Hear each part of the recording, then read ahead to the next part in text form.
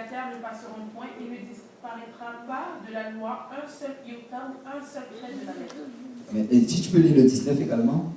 Celui donc qui supprimera l'un de ses plus petits commandements et qui enseignera aux hommes à faire de même sera appelé les plus petits dans le royaume des cieux. Mais celui qui les observera et qui enseignera à les observer, celui-là sera appelé grand dans le royaume des cieux. Amen. Et verset 20. Car je vous le dis, si votre justice ne surpasse pas celle des scribes et des pharisiens, vous n'entrerez point dans le royaume des cieux. Amen. Et ce que Jésus dit ici, il dit, ne croyez pas que je sois venu abolir la loi ou les prophètes. Il dit, je ne suis pas venu abolir cette loi qui avait été donnée par Moïse. Mais je suis venu non pour abolir, mais pour accomplir. Tu sais, quand tu regardes la loi, il y avait 613 commandements. Mais dans ces 613 commandements, ou bien lois, tu peux les séparer en 3 parties. Et une partie, c'est les lois cérémoniales. Une autre partie, c'est les lois civiles. Et la 3e partie, ce sont les lois morales.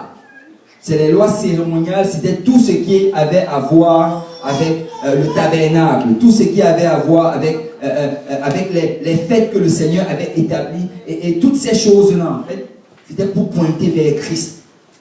Et c'est cela que Jésus dit qu'il est venu accomplir. Il a accompli cela. Aujourd'hui, nous n'avons plus besoin d'aller vers le sacrificateur avec nos agneaux ou bien avec nos brebis. Nous n'avons plus besoin d'avoir des sacrificateurs vêtus comme ils étaient vêtus et d'offrir les sacrifices à notre place. Toute cette loi-là a été accomplie en Jésus. Amen. Et quand on étudiait le tabernacle, si vous vous rappelez, on a vu comment Jésus était en même temps l'agneau qui est offert. En fait, l'agneau c'était un type de Jésus.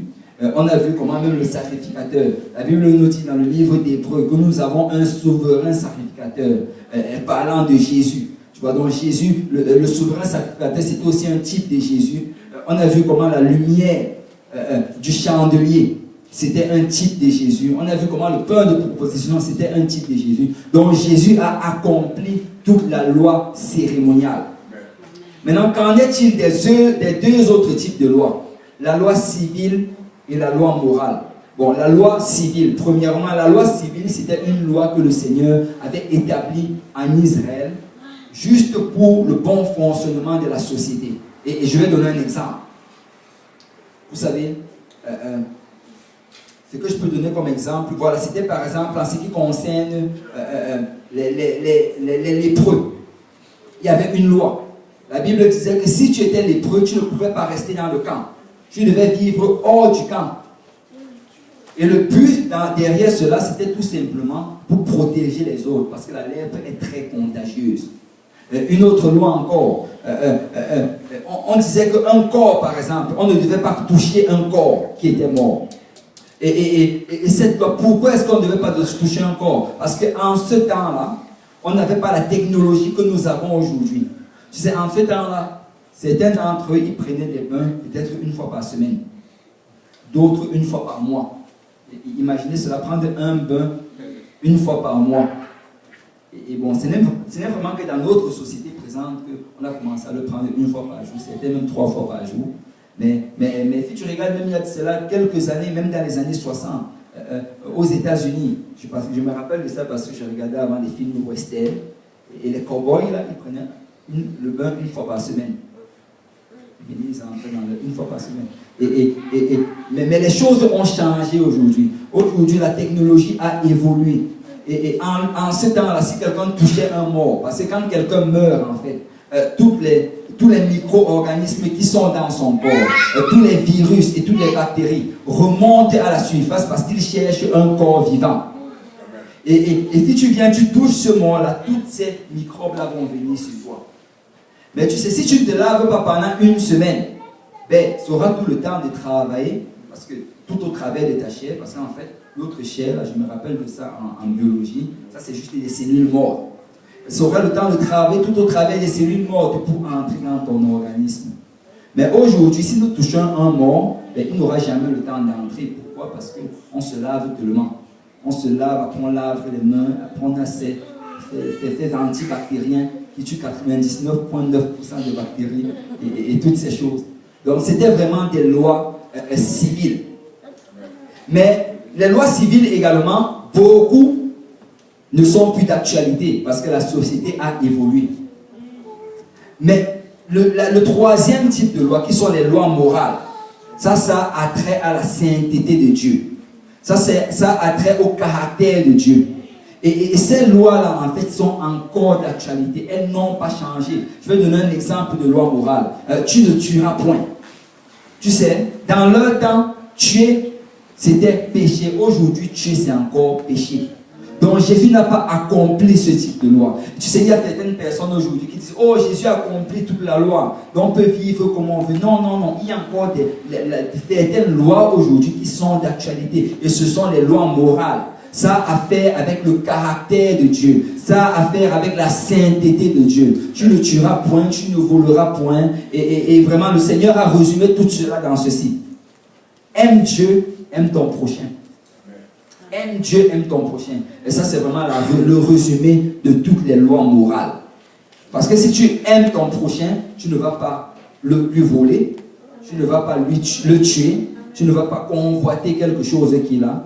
Mais les lois morales tiennent encore aujourd'hui. Mais vous savez, alors que nous sommes dans le Nouveau Testament, si tu regardes bien, il y a une période que les théologiens appellent une période de silence entre l'Ancien Testament et le Nouveau Testament. C'est dans notre Bible, quand tu arrives au livre de Malachie, ou bien Malachie pour certains, quand tu tournes le dernier chapitre du livre de Malachie, tu arrives directement dans le livre de Matthieu. Mais laisse-moi te dire qu'entre ces deux pages, il y a 400 ans. 400 ans. Et pendant ces 400 ans, aucune personne n'a prophétisé en Israël. Parce que Malachie était le dernier prophète. Aucune parole prophétique. Pendant ces 400 ans, il n'y avait pas de manifestation de Dieu. On ne voyait pas un ange apparaître comme le Seigneur l'avait fait dans le passé. On ne voyait pas de nuées, de colonnes de nuées ou bien de colonnes de feu. On ne voyait pas de feu tomber du ciel. On ne voyait pas ces signes miraculeux. Il n'y a personne qui est ressuscité pendant ces 400 ans.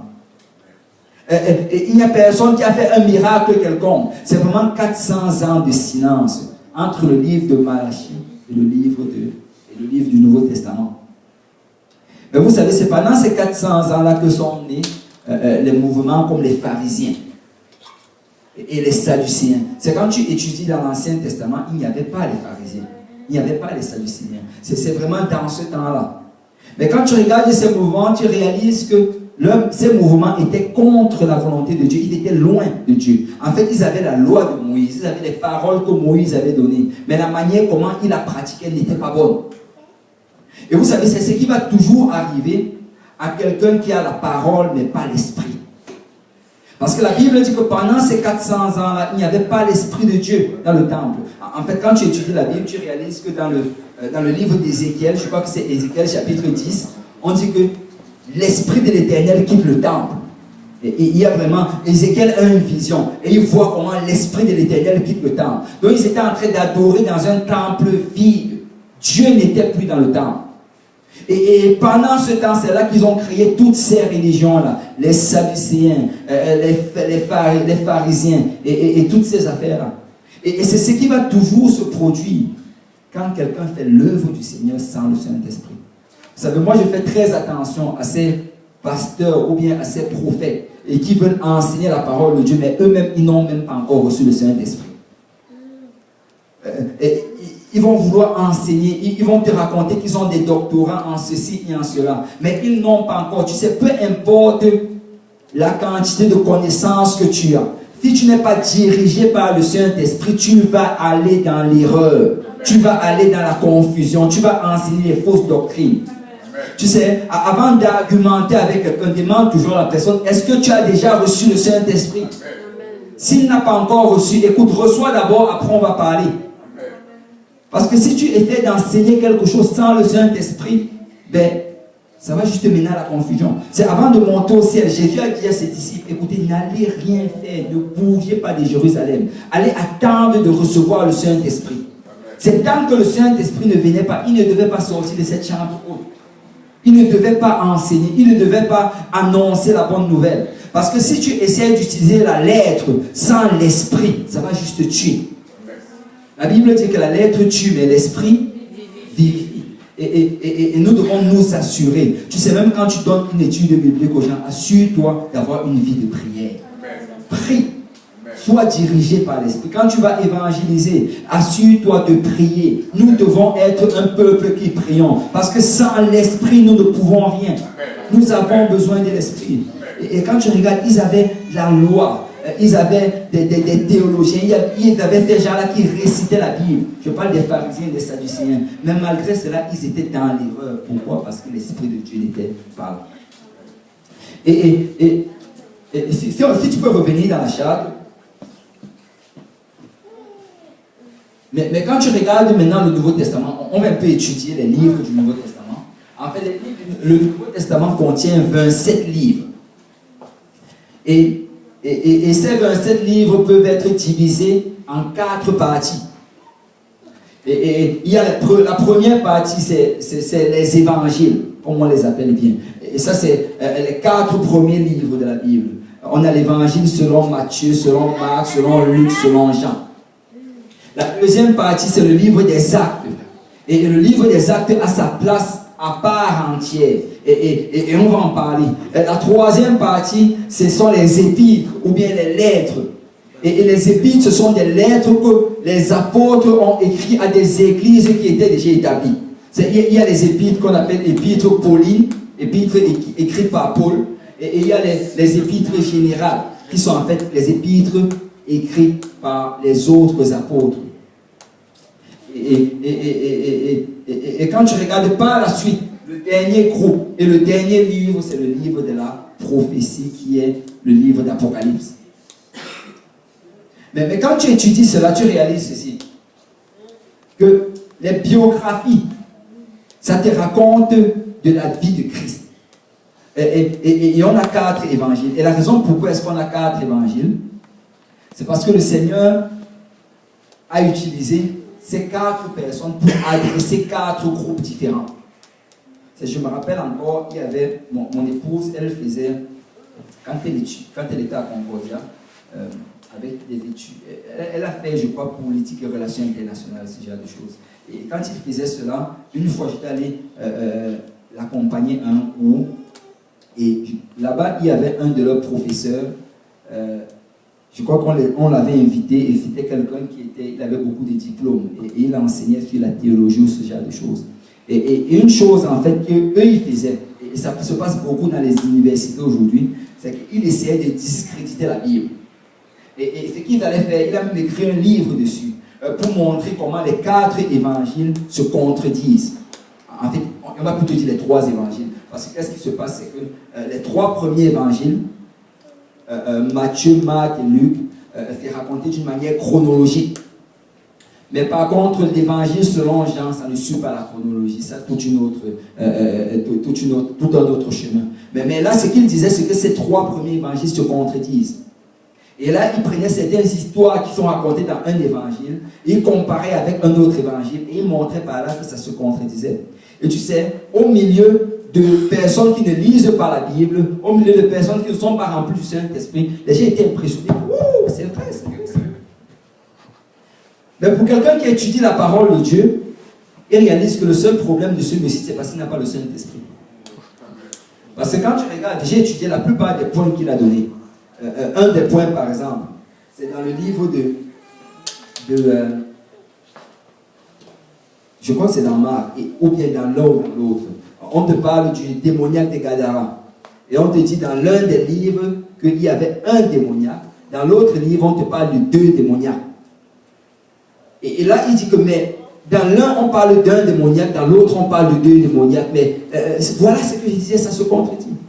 Mais tu sais, quand tu étudies cela, premièrement, l'autre n'a pas dit qu'il n'y avait qu'un seul démoniaque. L'autre parlait spécifiquement de ces démoniaques-là. Et quand tu étudies vraiment, tu réalises que, je crois que c'est Luc qui parlait de ces démoniaques, qui a parlé d'un seul. La raison pourquoi Luc en a parlé, quand tu continues à étudier son histoire, c'est qu'à la fin, il veut montrer en fait que ces démoniaques-là, celui-là en particulier, c'était quelqu'un qui avait une certaine position d'autorité avant dans la ville, qui était reconnu par tout le monde, et que le voilà maintenant qui retourne vers les siens. Et c'est vraiment, quand tu étudies la parole de Dieu, tu réalises que Luc avait une raison pourquoi il pointait ce démoniaque en particulier. Il n'a pas parlé des autres, il a pointé uniquement celui-là pour une raison. Et quand tu étudies, si tu commences à étudier ces passages les uns après les autres, tu vas réaliser ceci, que le Seigneur en fait, à travers chacun de ces hommes-là, il les utilisait pour adresser des personnes en particulier. C'est le but de Dieu, ce n'était pas que chacun répète exactement tout ce que l'autre avait dit. Si on allait avoir 3 livres identiques, ça ne nous servir à rien. Mais le but du Seigneur, c'était que chacun pointe sur quelque chose en particulier. Et regardez même ceci, ça c'est vraiment très net. Matthieu, quand tu étudies le livre de Matthieu, premièrement, Matthieu c'était un juif. Amen. Matthieu c'était un juif. Et quand tu étudies son livre, tu réalises en fait que Matthieu, il a écrit pour les Juifs. Parce que dans le livre de Matthieu, c'est dans ce livre-là que tu trouves le plus de références par rapport aux prophéties. Il dit, ceci arriva comme tel prophète avait dit. Ceci arriva comme tel prophète avait dit. Et si tu étudies vraiment le livre de Matthieu, tu vas réaliser qu'il passe son temps à pointer vers les prophètes de l'Ancien Testament. Pourquoi? Parce qu'il est en train d'écrire aux Juifs qui connaissent l'Ancien Testament. Il est en train de leur écrire pour leur faire comprendre que, écoutez bien, ça c'est l'accomplissement des prophéties. Et quand tu vas maintenant dans le livre de Marc, Marc en fait, comme son nom l'indique, il avait, je crois qu'il avait un parent qui était... non, en fait ça c'est un nom, je crois que c'est un nom romain. Je ne sais pas comment il a fait pour l'avoir, mais c'est un nom romain. Mais Marc, quoi qu'il en soit, il écrivait aux Romains. Parce que premièrement, quand tu regardes le livre de Marc, tu réalises que c'est le livre le plus court. C'est l'évangile le plus court. Et les Romains, c'était un peuple de soldats. Vous savez, les soldats, ils n'aiment pas qu'on leur perde le temps. Ils ont des choses à faire. Amen.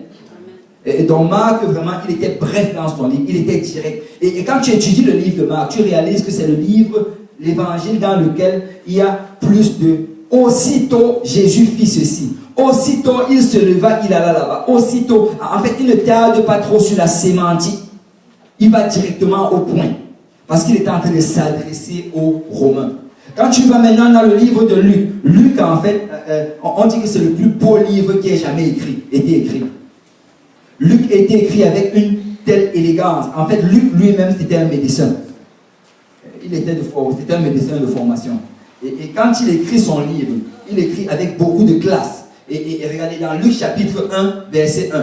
Et regardez même d'abord comment il commence son livre.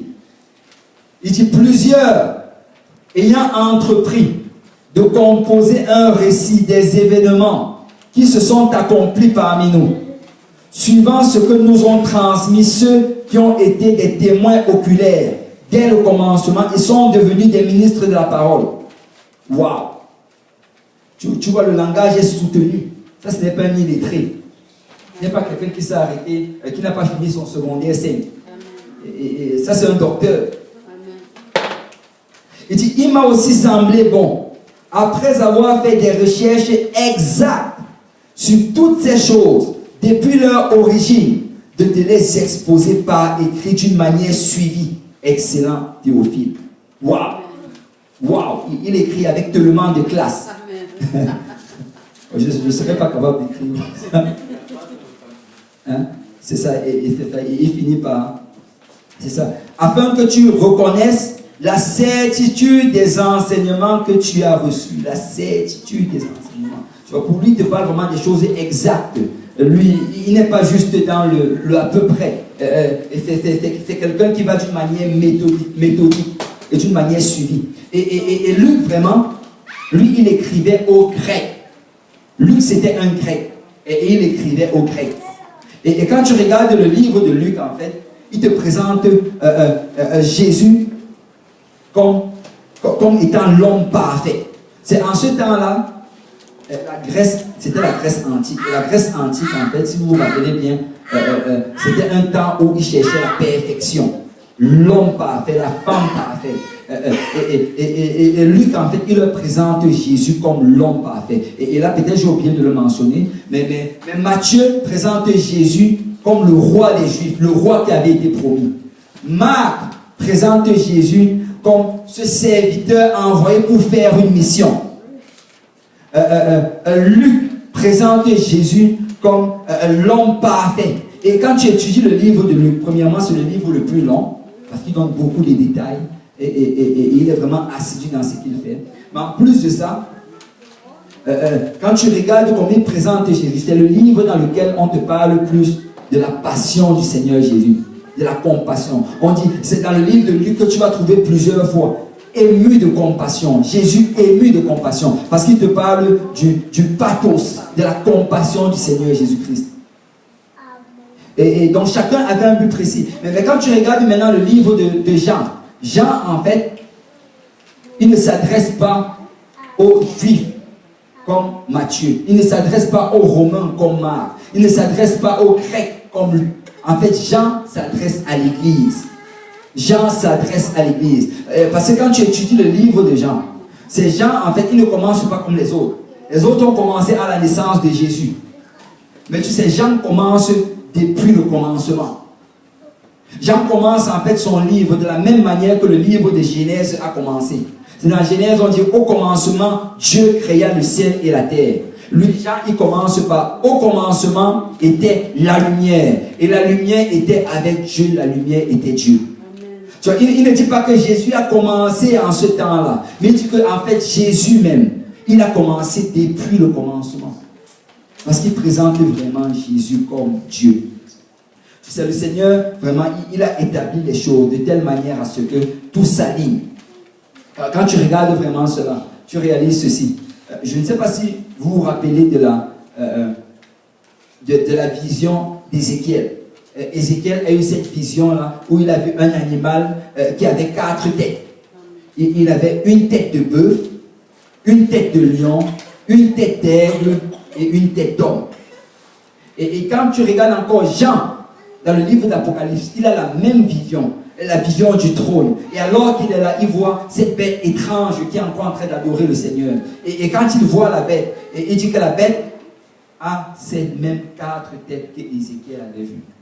Vous savez, ça c'est vraiment un type du Seigneur Jésus. Parce que quand tu regardes en fait, et que tu fais l'association avec ceci, Matthieu en fait, il présentait Jésus comme roi, et ça représente la tête de lion. Parce que le lion c'est le roi des animaux. Amen. Marc présentait Jésus comme le serviteur envoyé pour faire un travail. Et ça représente la tête du bœuf, parce que le bœuf en fait était utilisé en ce temps-là pour moissonner dans le champ. Luc présente Jésus comme l'homme parfait. Et ça, c'est la tête d'homme que cette bête a. Et le dernier, Jean, présente Jésus comme Dieu de la création. Et ça, c'est vraiment la tête d'aigle.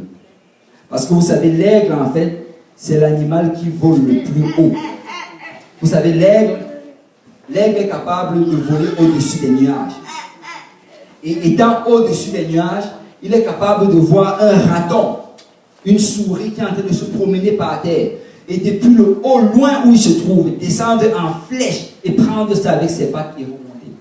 L'aigle, c'est l'animal puissant. Et ça représente vraiment ici la divinité de Jésus-Christ. Donc, ils adressaient des gens différents. Et c'est pour ça que quand tu regardes, ce n'est pas formulé de la même manière, c'est parce qu'ils sont en train d'adresser à des personnes différentes. Amen. Mais maintenant, le livre des actes. Le livre des actes, c'est les actions que les apôtres ont fait après que Jésus soit monté au ciel. Oui, frère Pierre.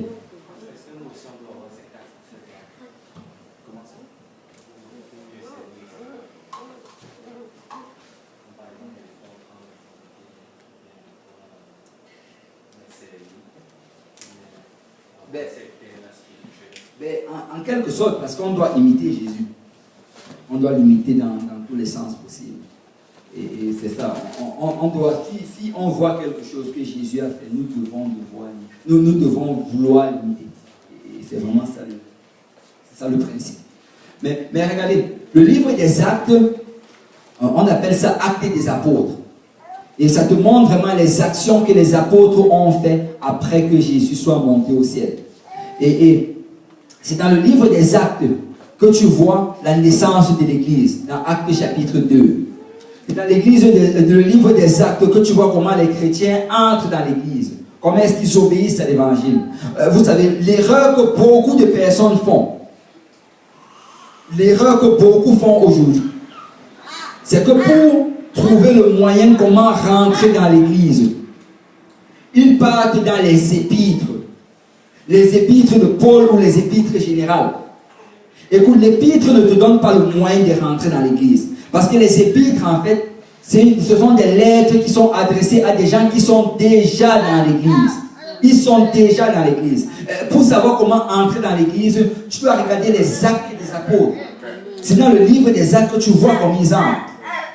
Et certains, ce qu'ils vont faire, il y a cette formule que beaucoup utilisent aujourd'hui, qu'ils ont tirée de Romains chapitre 10, verset 9. C'est si tu crois dans ton cœur que Christ, si tu crois dans ton cœur en Jésus-Christ, et si tu confesses qu'il est ressuscité des morts, tu seras sauvé. Et ça, c'est un principe. Et ça, c'est quelque chose qu'ils utilisent aujourd'hui. Dire aux gens, juste, écoute, juste crois dans ton cœur. Et quand tu le crois dans ton cœur, confesse qu'il est ressuscité des morts. Et après, tu dis, ça, c'est faux. C'est faux. Parce que quand tu regardes dans le livre des Actes, quand les apôtres se promenaient, ce n'est pas ça qu'ils disaient aux gens. N'allez pas dire aux gens, juste confesse dans ton cœur. Non, non, non, non, non. Quand tu regardes dans le livre des Actes, depuis le 2e chapitre jusqu'à la fin, c'est le même message qui revient. Répentez-vous, soyez baptisés au nom de Jésus pour le pardon de vos péchés et le Seigneur vous remplit du Saint-Esprit. C'est le même message. Acte 2, 38. La Bible dit qu'après que Pierre ait prêché le message, ils l'ont demandé, qu'est-ce qu'on doit faire pour obtenir cela? Qu'est-ce qu'on doit faire pour obtenir le pardon dont tu viens de nous prêcher? Pierre s'est levé, Acte chapitre 2, verset 38. Répentez-vous, que chacun de vous soit baptisé au nom de Jésus pour le pardon de vos péchés et vous recevrez le don du Saint-Esprit. Quand tu avances, Acte 8 encore, on voit comment Philippe, il arrive en Samarie, il prêche le même message, il baptise les gens. Acte 10, Pierre se trouve devant Corneille et sa famille. Et après avoir prêché, le Saint-Esprit tombe sur eux. Après cela, il dit, vous avez reçu le Saint-Esprit de la même manière que nous, en parlant en d'autres langues. Et là, Pierre leur ordonne, vous devez être baptisés. Il est baptisé au nom de Jésus. Acte 19, la même chose. Acte 22. Et le message de l'évangile se trouve dans le livre des Actes. Dans les épîtres, tout ce que Paul fait, ou bien tout ce que les autres apôtres font, c'est qu'il dit à ces gens-là qui ont déjà obéi à l'évangile, à ces gens-là qui sont déjà passés, qui ont déjà passé par les 3 étapes d'obéissance, que tout ce que vous devez faire maintenant, c'est que si vous tombez encore, confessez vos péchés devant le Seigneur et croyez qu'il vous a pardonné et vous serez sauvés. Amen. Mais ça prend d'abord de passer par l'évangile. Amen. Et dans le livre des Actes te montre l'acte des apôtres, les épîtres par la suite, comme j'ai dit, ce sont des lettres. Et quand tu regardes vraiment les épîtres de Paul, il a envoyé, si tu peux faire cela, tu peux étudier le livre des Actes, en même temps, tu regardes, tu étudies les épîtres, peut-être les uns après les autres. Mais tu vas vraiment voir comment, dans le livre des Actes, on te montre les lieux où Paul est allé établir ces églises-là. Et dans le livre, dans les épîtres, tu vois comment il écrit à ces mêmes églises, aux mêmes gens qu'il avait baptisés quand il y était passé. Parce qu'il les avait déjà baptisés. C'est pour ça que dans ces épîtres, tu vois, il dit souvent, nous tous qui avons été baptisés en Jésus. Et il dit toujours nous, parce que si tu es dans l'église, c'est parce que tu as obéi à l'évangile. Amen. Et là, par la suite, la troisième partie, c'est la prophétie. Quelqu'un dit prophétie. Vous savez, la prophétie aujourd'hui, beaucoup de gens utilisent la prophétie pour un gain personnel. Beaucoup de gens utilisent la prophétie pour abuser des gens, pour voler les gens. Mais vous savez, le but de la prophétie, en fait, le Seigneur n'a jamais donné la prophétie pour impressionner les gens. Il n'a jamais donné la prophétie pour que les gens commencent à utiliser cela comme une affirmation à l'appel de Dieu dans leur vie. Non, non, non, ce n'était pas ça le but de la prophétie. Quand tu regardes vraiment la prophétie, pourquoi est-ce que le Seigneur a donné la prophétie? La prophétie, en fait, c'est comme une signature que le Seigneur a donnée. C'est quand tu écris une lettre À la fin, qu'est-ce que tu vas faire? Tu vas signer. Et pourquoi est-ce que tu signes? Pour certifier que c'est bel et bien toi qui l'as écrit. En fait, le but de la prophétie, c'est que le Seigneur certifie que c'est sa parole. Et je vais m'expliquer. Vous savez, quand tu regardes le livre d'Apocalypse, et on va bientôt y arriver, mais dans le livre d'Apocalypse, le Seigneur parle des choses qui arrivent présentement. Amen. Il a été écrit il y a cela 2000 ans, mais nous sommes en train de les voir arriver aujourd'hui. Parce que nous sommes dans la fin des temps. De parler des choses qui arrivent présentement. Alors nous, aujourd'hui, quand on lit le livre d'Apocalypse, et qu'on regarde les nouvelles, et qu'on réalise que réellement, il y a beaucoup de tremblements de terre. Réellement, il y a des guerres et des bruits de guerre. Réellement, il y a un nouvel ordre mondial qui s'est établi. Réellement, il y a toutes ces choses dont dont ils ont parlé en ce qui concerne la fin des temps. Quand on réalise que c'est en train d'arriver présentement, on devrait en conséquence réaliser que le reste de la parole de Dieu est également vrai. C'est le but de la prophétie, c'est vraiment pour certifier la parole, pour que le Seigneur, pour que nous réalisons ceci, que si ce qu'il a dit est en train d'arriver, ça veut dire que tout le reste aussi va arriver. Il y a des gens aujourd'hui qui disent qu'à la fin des temps, Dieu va venir parce qu'il est très bon, il va pardonner tout le monde et on aura tous au paradis. Mais ce n'est pas ça que la Bible dit. Et le Seigneur a dit qu'un seul trait de cette lettre ne va pas tomber, que tout va se réaliser. Donc si nous voyons les signes de la fin des temps, réalisons que bientôt il y aura un jugement dernier. Si nous voyons toutes ces choses arriver, réalisons que bientôt la trompette va sonner. Bientôt le Seigneur Jésus va venir pour son Église. Et tu sais, à cause de cela, nous devons nous mettre en règle avec le Seigneur. Nous ne devons pas regarder la poésie, la prophétie, juste comme quelque chose d'impressionnant. Pour dire, oh, je connais la prophétie. Non, non, non. Nous devons la regarder avec crainte. Réaliser que, wow, le Seigneur l'a dit et ça arrive. Donc tout le reste arrive bientôt. Il a dit dans sa parole que si tu n'obéis pas à l'évangile, tu ne vas pas entrer dans le royaume des cieux. Écoute, si les choses du livre d'Apocalypse sont en train de se produire, si la prophétie est en train de se réaliser, ben cette chose aussi va aussi se réaliser. Alors je dois me mettre en règle avec le Seigneur. Et c'est ça le but de la prophétie. Si quelqu'un peut lire 2 Timothée chapitre 3, 2 Timothée chapitre 3 verset 16.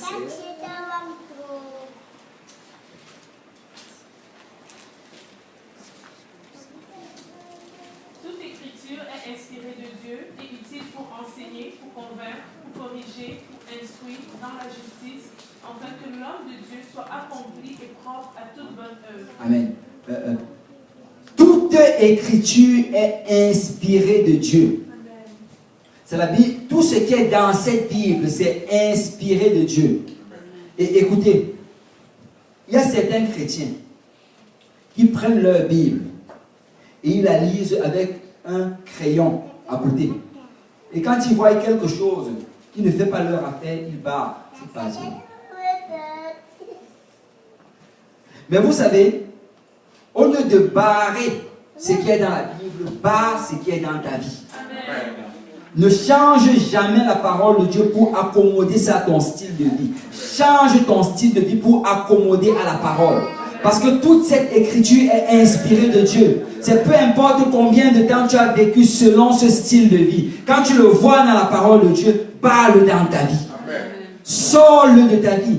Parce que cette parole est inspirée de Dieu. Le Seigneur a dit qu'un seul trait de la lettre ne va tomber. En fait, quand tu étudies, quand il parle de iota, c'est comme s'il disait même pas un seul point sur le i ne va être enlevé. Même pas un seul trait sur le t. Tout va s'accomplir. Et nous devons nous assurer d'être ceux-là qui recevront cette parole avec joie et qui la mettons en pratique. Amen. Et il dit que tout est inspiré de Dieu et utile pour... où est le mon verset? 1 Timothée 3,16. 2 Timothée 3,16. Toute écriture inspirée de Dieu est utile pour... Ok. Utile pour enseigner, pour convaincre, pour corriger, pour instruire dans la justice. En fait, ça te parle ici des 4 aspects que l'Écriture va adresser. C'est pour t'enseigner quelque chose. Amen. Souvent, c'est pour te convaincre. Souvent, la parole de Dieu veut te convaincre à faire quelque chose. D'autres fois, c'est pour te corriger. Tu sais, nous devons avoir vraiment un cœur de ceux qui sont réceptifs à la correction. Parce que souvent, la parole de Dieu va te corriger. Ne pense pas que tu es toujours dans le vrai. Ne pense pas que que tout ce que tu fais est toujours la meilleure des choses à faire. Souvent, la parole va te corriger. Amen. Et pour instruire, souvent, ça va te donner l'instruction dans la justice. Donc, si tu reçois la parole de Dieu et que tu as l'impression que, ok, aujourd'hui, j'ai l'impression que ce n'est pas moi qu'on parle. C'est garde cette parole dans ton cœur parce que bientôt, ça va agir d'une certaine manière. Tu vas faire face à une situation où ça va agir. Amen. Et si tu regardes vraiment tous ces livres-là, tous les livres du Nouveau Testament ont été écrits soit par des apôtres, soit par des apôtres, soit par ceux qui marchaient avec les apôtres. Mais ce sont vraiment des témoins oculaires du Seigneur Jésus. Vous savez, aujourd'hui, il y a des gens qui s'auto-proclament prophètes. Et s'auto-proclamant prophète, ils veulent ajouter certaines choses dans la parole de Dieu. Ils disent, oh, je suis un prophète. Et là, il va changer la signification de la parole, ou bien il va ajouter une nouvelle chose. Vous savez, quand tu regardes les cités de la Nouvelle Jérusalem, la Bible nous dit qu'il y a des poteaux. Et sur ces poteaux est écrit le nom des 12 apôtres. Amen. Parce que le Seigneur a utilisé ces apôtres-là pour établir le fondement. Et si tu regardes vraiment tous les livres du Nouveau Testament, tous ces livres ont été écrits par soit l'un de ces 12 apôtres, soit quelqu'un qui marchait avec lui. Donc, il les a utilisés pour établir le fondement. Donc, peu importe ton appel aujourd'hui, même si tu es au 3e degré ou au 3e grade de l'apostolat, tu ne peux rien ajouter dans ces paroles. Parce que ton nom n'est pas écrit sur ces poteaux. Tu ne fais pas partie de la fondation. Donc, nous ne pouvons pas ajouter ou retrancher quelque chose de cette parole. Elle est déjà établie dans les cieux. Elle ne peut pas être changée. Et le Seigneur a dit que celui qui va ajouter quelque chose, on va lui retrancher de son arbre de vie. Il sera appelé le plus petit. En passant, qui dit qu'il sera appelé le plus petit, il n'a pas dit par là qu'il sera à l'intérieur et appelé le plus petit. Il sera à l'extérieur, et en même temps appelé le plus petit.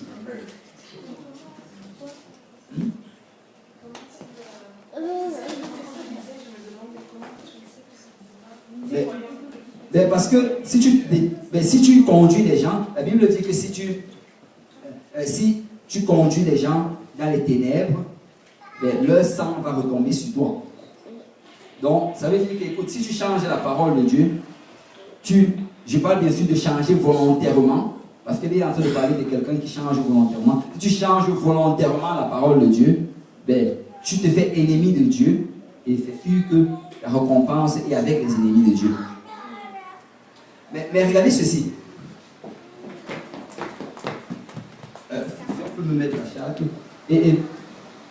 Donc, ça a été écrit par 8 auteurs. Et ça raconte vraiment 100 ans. Et ça a été écrit pendant 100 ans, pendant les 100 premières années de notre nouvelle ère.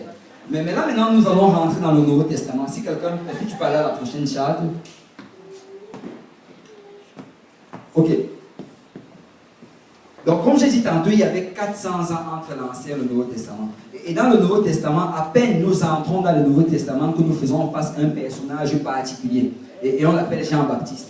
Et là, ce qu'on va d'abord faire, c'est que on va parler de Jean-Baptiste. Amen. Jean-Baptiste, c'est un personnage intéressant. On va aller dans nos Bibles, dans le livre de Luc. Luc chapitre 1. Si quelqu'un peut lire à partir du verset 5.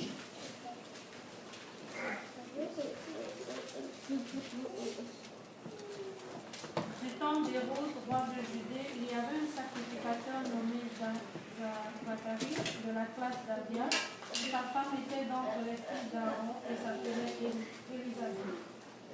Tous deux étaient justes devant Dieu, observant d'une manière charges, tous les commandements et toutes les ordonnances du Seigneur.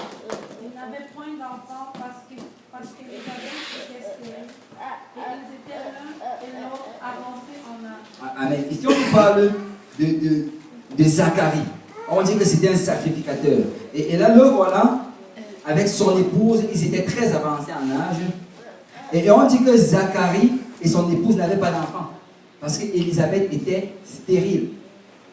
Si tu étudies la parole, tu vas réaliser que dans plusieurs endroits, le Seigneur utilise des femmes stériles. C'est quand tu regardes la femme d'Abraham, Sarai, elle était stérile. Plus tard encore, même Rebecca était également stérile. Même l'autre aussi, comme Rachel était stérile. Tu regardes encore Anne était stérile. Tu vois, dans plusieurs endroits, le Seigneur utilise des femmes stériles. Vous savez, je crois qu'il y a un message derrière cela. Le message, c'est ceci. C'est que le Seigneur, c'est un Dieu de l'impossible. S'il a pu utiliser une femme stérile pour faire avancer son œuvre, il peut t'utiliser. Ça ne regarde pas tes habilités, te dire, oh, je n'ai pas assez d'habilité, je n'ai pas assez de talent. Écoute, le Seigneur peut créer le talent où il n'y en a pas. Le Seigneur peut développer une habilité où il n'y en a pas. Tout ce que nous devons faire, c'est avoir la volonté pour le Seigneur, avoir le désir, nous garder purs. Et si nous faisons cela, le Seigneur va nous utiliser. Et notre Dieu, c'est un Dieu qui agit dans des situations impossibles. Amen. Et on nous dit ici donc qu'ils étaient stériles et avançant en âge. Verset 8. Or, pendant qu'il s'acquittait de ses fonctions devant Dieu, selon le tour de sa classe, il fut appelé par le sort, d'après la règle du sacerdoce, à entrer dans le temple du Seigneur pour offrir le parfum. Toute la multitude du peuple était dehors en prière à l'heure du parfum. Alors un ange du Seigneur apparut à Zacharie et se tint debout à droite de l'autel des parfums. Zacharie fut troublé en le voyant et la frayeur s'empara de lui. Mais l'ange lui dit, ne crains point Zacharie, car ta prière a été exaucée. Amen. On va d'abord faire une pause ici. Regarde. On dit, alors qu'il était en train de faire son travail, il s'acquittait de sa fonction. Et quand il était dans le temple, on dit que soudainement un ange a apparu. Et on dit que quand l'ange a apparu, il était effrayé. C'est que quand tu regardes dans la Bible, chaque fois qu'un ange apparaît, la personne est effrayée. Et vous savez souvent, je sais que certains d'entre nous ont peut-être fait cette prière, je veux voir un ange. C'est si tu vois un ange, peut-être tu vas même fuir de ta chambre. Parce que les anges, ce ne sont pas les cupidons. Amen. Les anges, ce sont des créatures vraiment impressionnantes. Et on dit que quand l'ange apparaît, l'ange lui dit, ne crains rien Zacharie, car ta prière a été exaucée. C'est quand j'ai lu ceci, ça m'a marqué. Parce que quand tu continues d'étudier, tu réalises que Zacharie était déjà avancé en âge. Sa femme était avancée en âge. C'est Zacharie, je crois que quand tu étudies, même tu réalises qu'il avait perdu espoir d'avoir un enfant. Et peut-être dans sa jeunesse, peut-être il y a de cela 30 ans, 40 ans, il avait fait la prière au Seigneur. Seigneur, je veux un enfant. Et là, 40 ans plus tard, le Seigneur vient, il envoie un âge, ta prière a été exaucée. Vous savez, il n'y a aucune prière que le Seigneur ignore. Quand tu pries dans la volonté du Seigneur, le Seigneur prend ta prière, il va l'exaucer au temps convenable. Ça, nous devons faire attention à quand nous prions. Amen.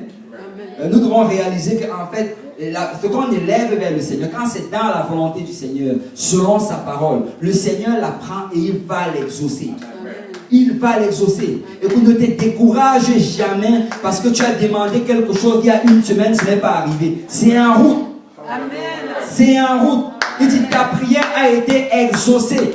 Peut-être les gens disent, oh non, la prière de Zacharie n'a jamais été exaucée. Le Seigneur dit, ta prière a été exaucée. Ça a pris du temps pour arriver, mais ça arrive. Amen. Parce que tu es fidèle.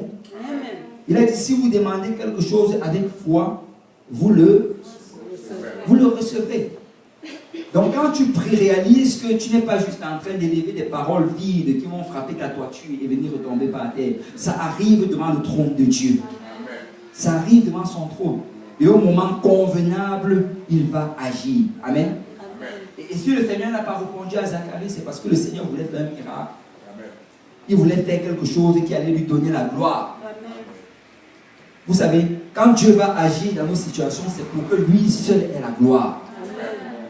Quand il va se manifester, souvent tu vas prier pour quelqu'un, pour que la personne guérisse. Mais souvent le Seigneur ne va pas le guérir là sur le champ. Parce que tu risques de prendre une partie de la gloire. Il va laisser la personne rentrer chez lui, après il sera guéri. Alors agis avec assurance. Quand tu pries, prie avec assurance. Parce que notre prière arrive devant le trône de Dieu. Amen. Et on dit ici, si tu peux continuer, dit ta prière a été exaucée. Continue. Ta femme Élisabeth. Ta femme Élisabeth enfantera un fils et tu lui donneras le nom de Jean. Il sera pour toi un sujet de joie et d'allégresse, et plusieurs se réjouiront de sa naissance. Car il sera grand devant le Seigneur. Il ne boira ni vin, ni liqueur enivrante, et il sera rempli de l'Esprit Saint dès le sein de sa mère.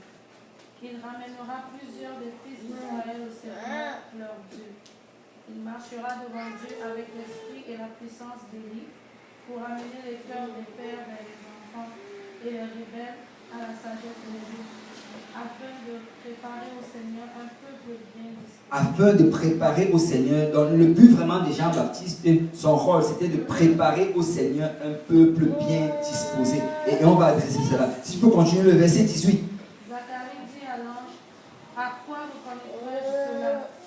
Car je suis vieux et ma femme est avancée en âge. L'ange lui répondit, je suis Gabriel, je me tiens devant Dieu. J'ai été envoyé pour te parler et pour t'annoncer cette bonne nouvelle. Et voici, tu seras muet et tu ne pourras parler jusqu'au jour où ces choses arriveront, parce que tu n'as pas cru à mes paroles qui s'accompliront en leur temps. Amen. Donc Zacharie a posé des questions dans le doute, dans l'incrédulité. Et l'ange lui dit que tu seras muet jusqu'à ce que ça arrive. Et vous savez la raison pourquoi l'ange a déclaré le mutisme sur Zacharie. C'est pourquoi? Parce que la Bible nous dit que le pouvoir de la vie et de la mort se trouve au bout de nos langues. C'est ce que nous disons compte. Ce que nous disons a de l'influence dans les choses qui vont nous arriver. C'est si Zacharie était resté là et continuait à parler d'une manière négative, parler d'une manière douteuse, peut-être que la chose ne serait pas arrivée. Alors pour que ça arrive, l'ange a dû lui fermer la bouche. Vous savez, il y a certains d'entre nous, et beaucoup d'entre nous, où le Seigneur devrait juste souvent nous fermer la bouche. Si on pouvait juste, écoute, si tu as du mal à croire à quelque chose, juste prends ta main, bloque ta bouche, parce que si tu réussis au moins à ne rien dire, le Seigneur va le faire. Si tu réussis à ne pas prononcer de paroles négatives ou d'incrédulité, le Seigneur va le faire. Parce que c'est souvent par notre bouche qu'on annule la volonté de Dieu dans notre vie. Vous vous rappelez, quand le Seigneur se promenait à Jérusalem et qu'il faisait les miracles, d'habitude il allait demander à ces personnes, est-ce que tu crois que cela va arriver? Et la personne allait dire, oui Seigneur, je le crois. Mais tu sais, il est tombé sur cet homme-là, il lui demande, est-ce que tu crois que ton fils va être guéri? Le monsieur, il avait vraiment du mal à croire. Parce que depuis l'enfance, son fils n'arrêtait pas de vivre la même situation. La Bible dit qu'il était lunatique.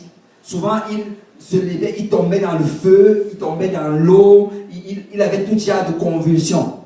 Mais il dit au Seigneur, je le crois, mais aide mon incrédulité. La guérison de son enfant dépendait de sa foi. Amen. La guérison, vous savez, souvent, notre guérison va dépendre de notre foi. Est-ce que tu crois? Mais le monsieur, dans toute l'honnêteté, il a dit, Seigneur, je le crois, mais aide mon incrédulité. Je le crois, mais aide mon incrédulité. C'est souvent quand c'est difficile. Soit tu fermes juste ta bouche et tu ne dis rien, tu loues juste le Seigneur. Ou alors tu cries, Seigneur, je le crois, mais aide mon incrédulité. Ne permets pas des paroles négatives sortir de ta bouche. Ne permets pas des paroles d'incrédulité. Écoute, souvent juste parle en d'autres langues. Souvent juste loue le Seigneur. Souvent juste bats tes mains et crie tellement fort, de telle manière qu'aucune parole négative ne traverse ton esprit. Parce que aussi longtemps que tu ne vas pas prononcer quelque chose de négatif, le Seigneur va agir. Parce que c'est sa volonté d'agir. Seigneur, je le crois, mais aide mon incrédulité. Et l'ange a bloqué sa bouche. Et la Bible dit que plus tard, il est sorti. Les gens étaient surpris de ce qu'il ne disait. Et là, il est rentré. Sa femme est tombée enceinte. Et après quelque temps, quand elle a accouché, on l'a amenée et on lui a demandé quel est le nom que tu veux donner à l'enfant. Et la femme a dit Jean. Et après on allait confirmer avec le mari. Et ça c'est ainsi que Jean-Baptiste est né. Et Jean-Baptiste c'était vraiment un personnage spécial. C'est depuis l'enfance, depuis son jeune âge, Jean-Baptiste avait l'habitude d'aller dans le désert. Et il avait vraiment une vie très très particulière. Et il avait un régime très strict. Jean-Baptiste mangeait les sauterelles et le miel sauvage. C'est lui, pour seul vêtement vraiment qu'il avait, c'était un gros manteau fait avec une peau d'animal. Et c'était vraiment un personnage très très très étrange. Mais tu sais, il est resté dans le désert pendant un bout de temps et après il a commencé à prêcher un message. Et on va aller dans Luc chapitre 3.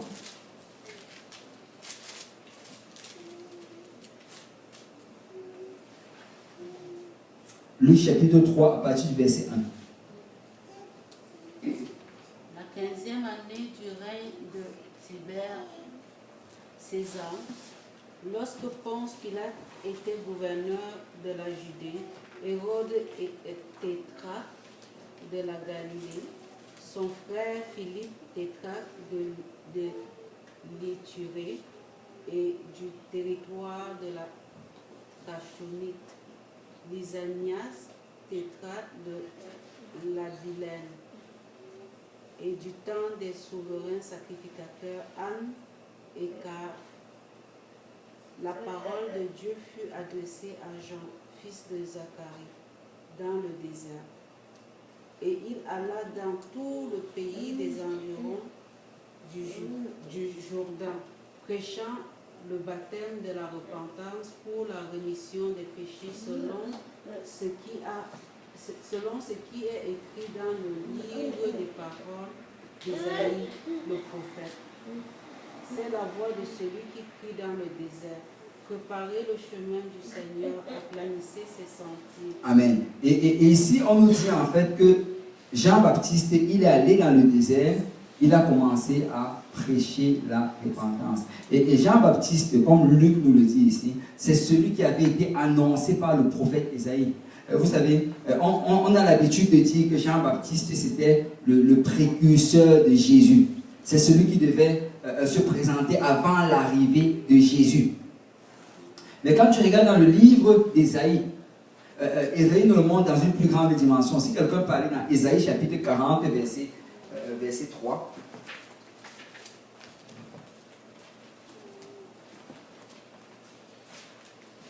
Celui qui arrive peut juste lire directement.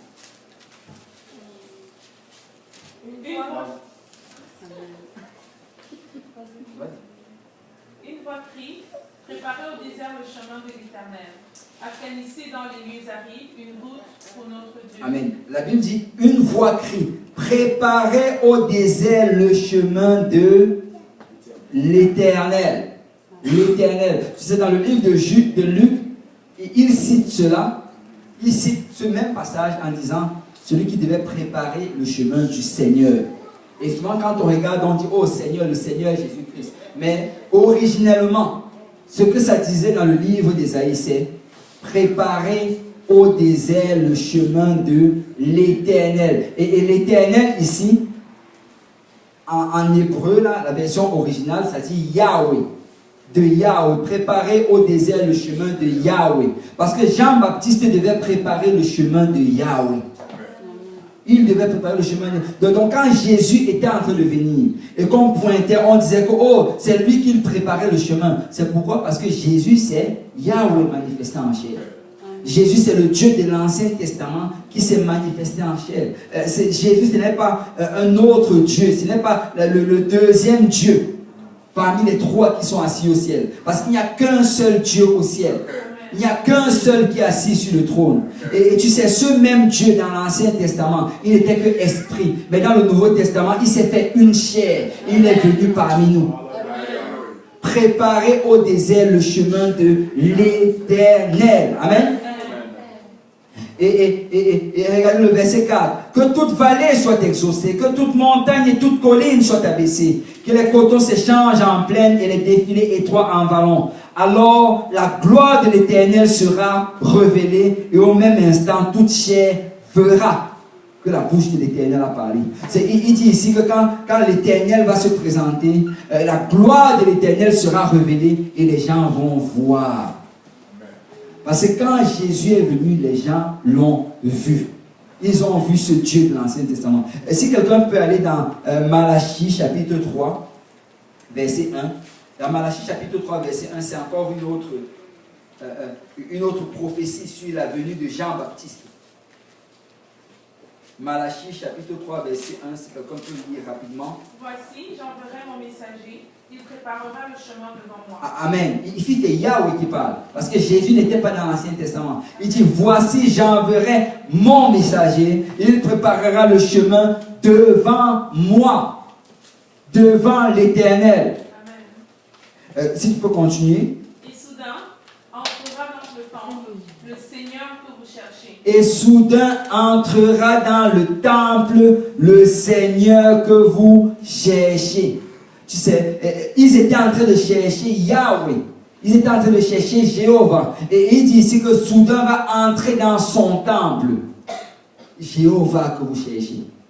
Parce que Jésus, c'est Dieu manifesté en chair. Donc Jean-Baptiste, son travail, son rôle vraiment, c'était de préparer le chemin du Seigneur. Préparer le chemin du Dieu de l'Ancien Testament qui s'était manifesté en chair. Et on nous dit ici, on va retourner rapidement dans Luc chapitre 3, on nous dit ici au verset 7, je vais d'abord lire le verset 5, là on dit toute vallée sera comblée, toute montagne et toute colline seront abaissées, et ce qui est tortu sera redressé, et les chemins raboteux seront aplanis, et toute chair verra le salut de Dieu. Il disait donc à ceux qui venaient en foule pour être baptisés par lui, race de vipères, qui vous a appris à fuir la colère à venir. C'est Jean-Baptiste ne niaisait pas, comme on dit en bon québécois. Et Jean-Baptiste disait les choses telles qu'elles étaient. Race de vipères. Il dit, qui vous a appris à fuir la colère à venir. Produisez donc des fruits dignes de la repentance.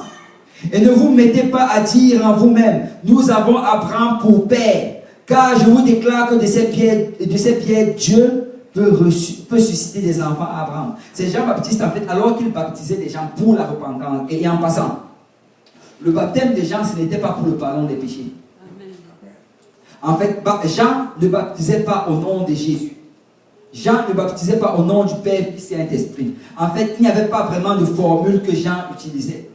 Pourquoi? Parce que Jean ne pouvait pas baptiser au nom de Jésus, parce qu'en ce temps, Jésus n'était pas encore crucifié. Jésus n'était pas encore glorifié. En fait, Jean est même mort avant Jésus.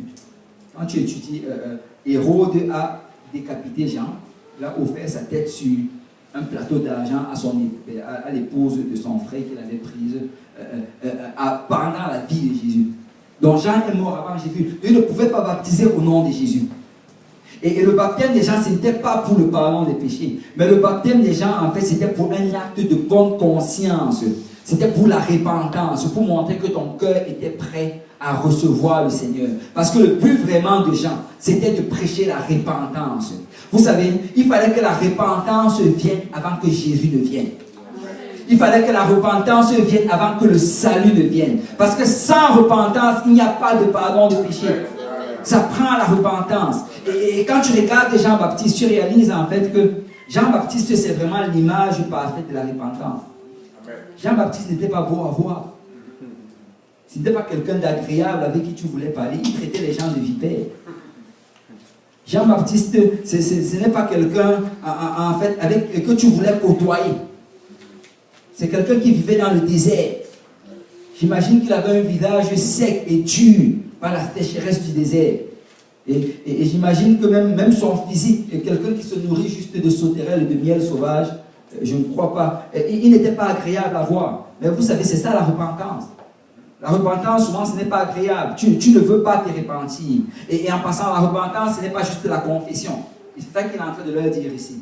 Il dit, produisez donc le fruit digne de la repentance. Ne dites pas juste que nous avons Abraham pour père. Et beaucoup font ça aujourd'hui. Oh, je suis un enfant de Dieu. Tu sais, tu es un enfant de Dieu, mais produis le fruit digne de la repentance.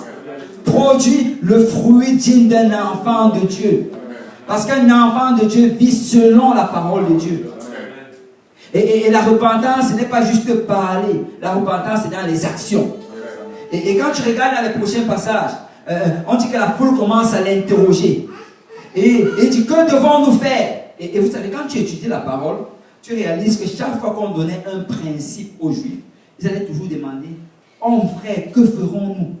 Qu'est-ce qu'on doit faire? Parce qu'un principe n'est pas donné juste pour le garder dans sa tête. Un principe est donné afin qu'une action soit produite.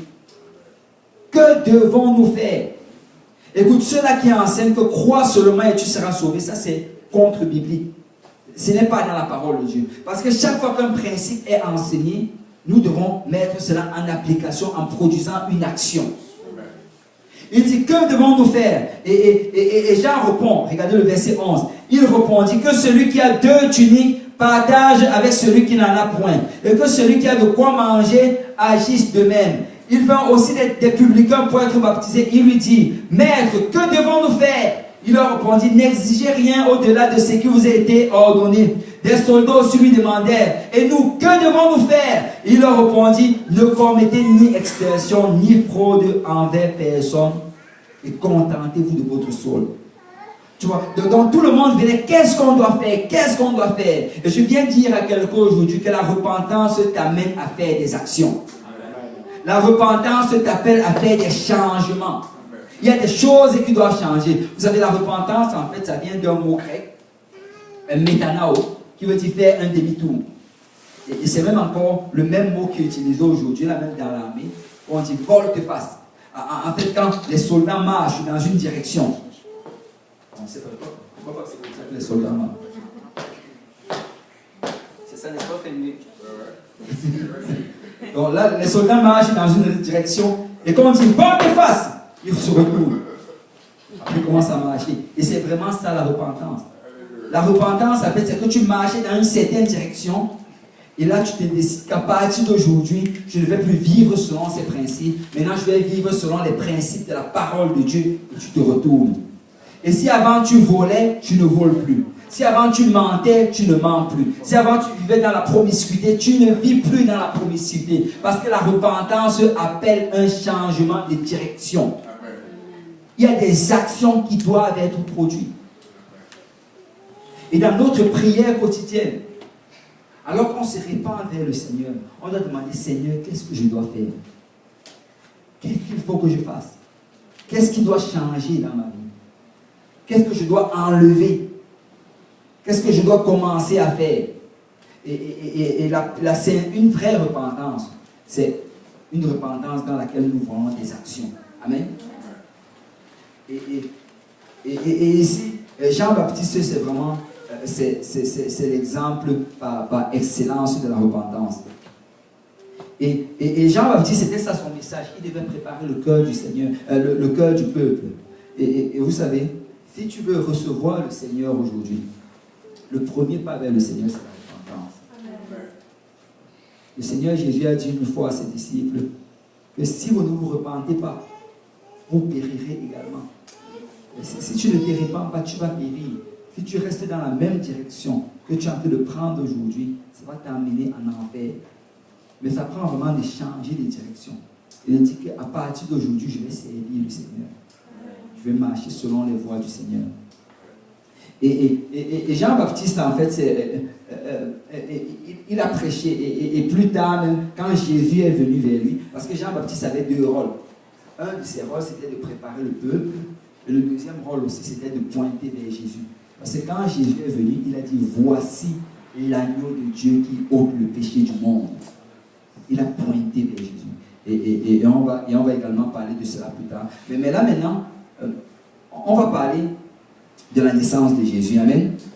Et on va finir avec cette partie, c'est la naissance de Jésus. La naissance de Jésus, c'est le moment le plus important dans toute l'histoire de l'humanité.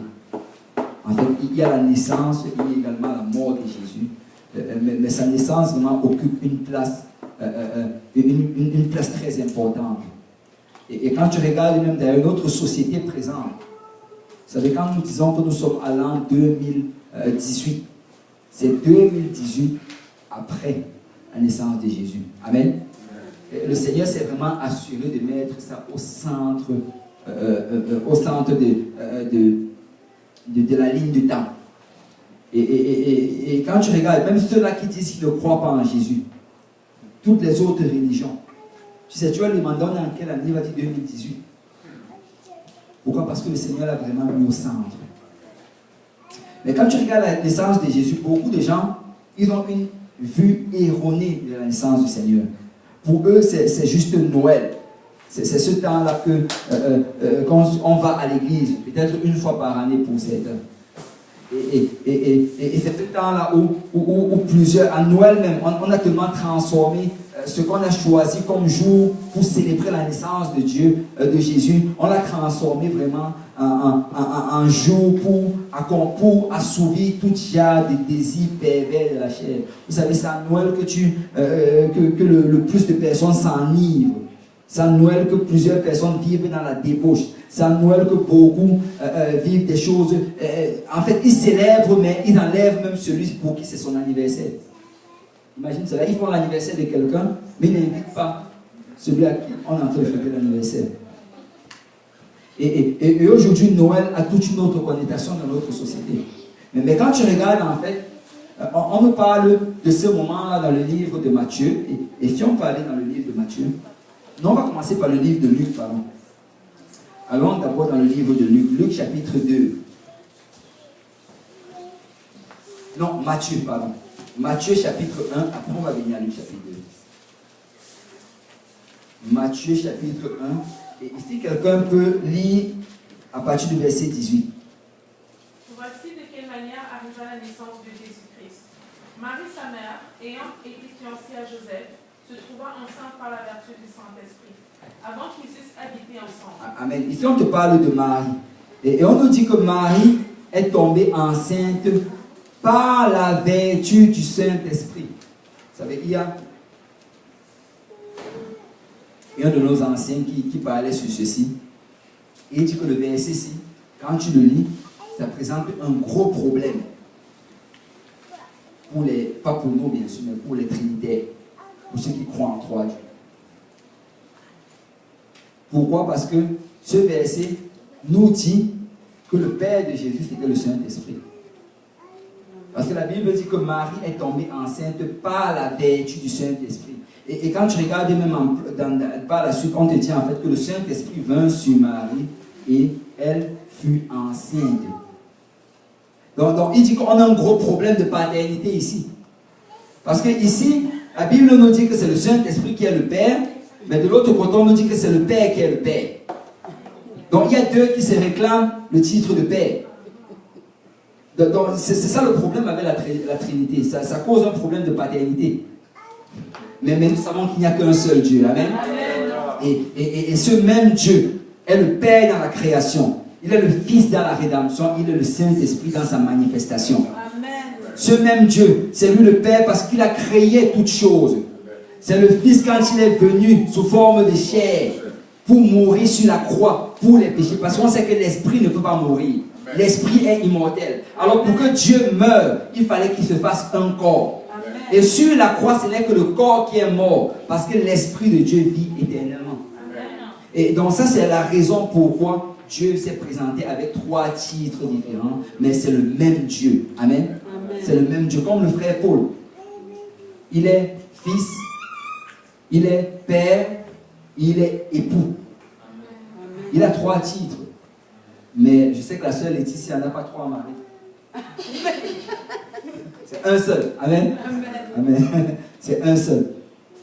Et la Bible dit que nous sommes faits à l'image de Dieu. Donc, si nous sommes un, Dieu aussi est un. Amen.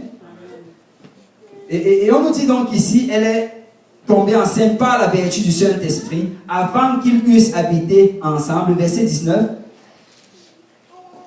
Joseph, son époux, qui était un homme de bien et qui ne voulait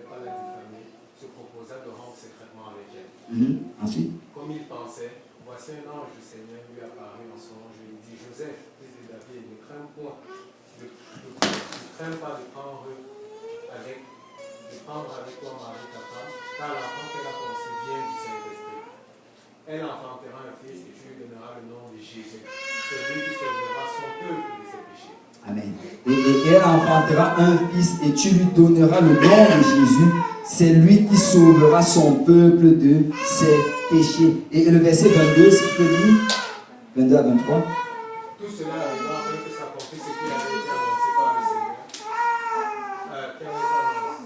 Ce que le Seigneur avait annoncé par le prophète. Voici la Vierge sera enceinte et elle enfantera un fils et tu lui donneras le nom d'Emmanuel, ce qui signifie Dieu avec nous. Amen. Donc il avait deux noms. Il avait Jésus, qui signifie Dieu sauve. Parce que la Bible, c'est lui qui sauvera son peuple de ses péchés. En passant, Jésus, en hébreu, c'est Yoshua.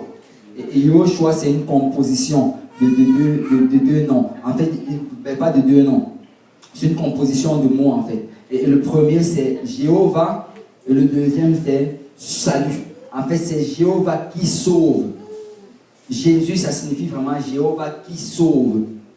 Et dans son premier nom, c'est Jéhovah qui sauve, Jésus. Et son deuxième nom, c'est Dieu avec nous, Emmanuel. Et en fait, tous ces noms, tous les noms qu'il avait, c'était pour faire comprendre qu'en fait, c'est Dieu. C'est Dieu. C'est le même Dieu de l'Ancien Testament qui est venu sauver. Et c'est ce même Dieu-là qui est parmi nous. Amen. Et on nous dit ici par la suite, qu'après cela, et vraiment quand tu regardes le contexte ici, on te dit que Marie, elle est tombée enceinte par la vertu du Saint-Esprit. Alors qu'elle était fiancée, elle était sur le point de se marier, et là, elle est tombée enceinte. Et vous savez, souvent on regarde Marie, surtout nous les apostoliques, nous les pentecôtistes, souvent les gens ont même peur de donner du crédit à Marie. Mais quand tu regardes Marie, Marie c'est une femme exemplaire. Marie c'est une femme que chaque chrétienne devrait vouloir ressembler. Parce que Marie, quand tu regardes, elle a fait beaucoup de sacrifices pour le Seigneur. Imaginez, elle était sur le point de se marier, elle était fiancée. Et là, alors qu'elle attendait le plus beau jour de sa vie, la plupart du temps, le mariage, c'est le plus beau jour de la vie pour la femme. Il n'y a aucun amen. C'est pas vrai? Ok. Bon, elle attendait le... Bon. Elle attendait... Bon, pour Marie, on va supposer que pour Marie, elle attendait le plus beau jour de sa vie. Et là voilà, bon, après le Saint-Esprit. Amen. Et là voilà, alors que la date est en train de s'amener, elle voit comment son ventre ne cesse de grossir, selon la promesse qu'elle avait reçue du Seigneur. Vous savez, j'imagine qu'elle devait être stressée. Ça ne devait pas être des moments faciles pour Marie. C'était des moments très difficiles. Donc vous savez, elle a accepté de porter de porter l'œuvre du Seigneur. Elle a accepté de sacrifier pour le Seigneur. Et c'est vraiment très très noble. C'est très noble. Et tu vois vraiment que Marie, c'était une femme soumise au Seigneur. Marie, c'était une femme pieuse.